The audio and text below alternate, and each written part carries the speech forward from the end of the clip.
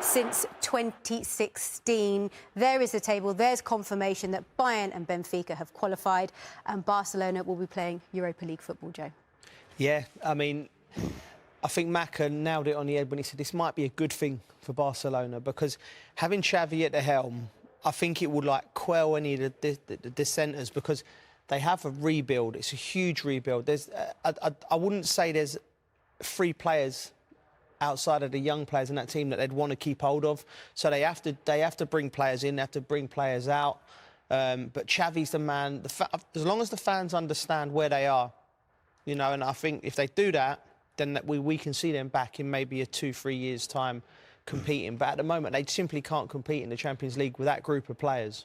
And I think the key word you used there was rebuild. The rebuild starts now, Crouchy. Yeah, it does, and they've got the right man in charge, someone who knows the club inside out, someone knows the youth academy there, how it works, and obviously the future is the youth, because they haven't got the money to go out and spend and buy players that they have done in the past, so they're going to have to build from the young players up. And they've got some really good ones, but yeah, it's going to take. It's not going to be a quick process. It's going to be 2, 3, 4, 5 potential years. So. Yeah, it's a tough time for them. Here we go. This is what it looks like, and that is what the knockout stages will look like. 15 teams have qualified. That is confirmation of who they are. All of the English teams in the mix. 3 teams have qualified with the perfect record, and that is Liverpool, Ajax and Bayern Munich. Of course, 1 spot is still left to be decided. That will either be Atalanta or Villarreal. But it is still strange to have a look at all of those teams there and not see Barcelona in the mix, Crouchy. Yeah, football moves quickly, unfortunately. No divine right to be in the Champions League, although Barcelona in recent times, listen, we've played against the great Barcelona, and they've crushed teams in the past, so to see them on the slide a little bit, it's difficult to watch, and to see them in Europa League is just unthinkable. Yeah, and as we said, I mean, maybe it is the best thing in terms of the rebuild, but we do have to also credit Bayern Munich, because they have been sensational, haven't they? They have. I think Gerard Piqué alluded to it when he was before the game. He said how well run of a football club they are, and that's so true. You know, even when they've dipped slightly, they would never have dipped as far as Barcelona, because the structure's right. You know, they bring the right players and they get the right characters in the door, and they're a machine. And we saw after the first 20 minutes, we was looking at it and was like, right, Barcelona are pressing well. There looks to be some kind of structure, but you just knew at one point Bayern Munich would just stick in and pick them apart, and they eventually did.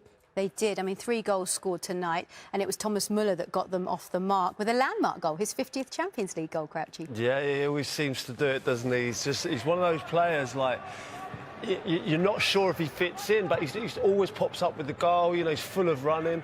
Lewandowski did fantastically well. He had great feet, great ability, and Thomas Muller was in the right place there. And mate, it was, you know, he's meant that. He wasn't just falling and just nodded it. You know, he obviously just couldn't get the power, but redirected it really well. But yeah, I think it was a difficult one for Piqué tonight. If he, you know, leaving that kind of space and playing a high line that, you know, Xavi wants to play was difficult, I think, for him with that kind of pace up front. Yeah, Piqué's still a good player, but when you play him that far up the pitch, he almost becomes ineffective, doesn't he? Because he tries to get up there, but as soon as it's a foot race or he's out of his slot at centre-half, he becomes an average centre-half, and really he's world-class when he plays with the right players around him. But, you know, that just sums it up. They haven't got the players to play that they want to play, the traditional Barcelona way. Well, let's look at the second goal, and this was Leroy Sane, a player that Pep Guardiola spoke a lot about, and he just wanted to see a little bit more of him when he played at Manchester City. Are we seeing more of him now? We are. I mean, there's no doubt, no questioning Leroy's ability. You know, he can get the ball, he has a look there, lovely touch out of his feet, and that's a beautiful strike. He hits underneath the ball with the laces. You know, just that, you know, with these new balls and that, they just have this mind of their own once they left the foot. And I mean, ter Stegen will be disappointed with himself because he's got a hand to it, but he's not got anything sufficient on it to parry it away. But Sané's a super player, and you know, I think he understands how good he can be now. He should have got 2 or 3 tonight, though. Yeah, actually, he's got it all, hasn't he? Yeah, I was just going to say that. Yeah, he should have had 2 or 3 tonight, and I think he was slightly wasteful. And yeah, there's been question marks over him because, as we know, he's full of ability, and you know, he could be one of the world's best players, but last year was a disappointing season for him. I think he said it himself. And this year, he's finding his feet again. He's better, but I still think there's plenty more to come from him.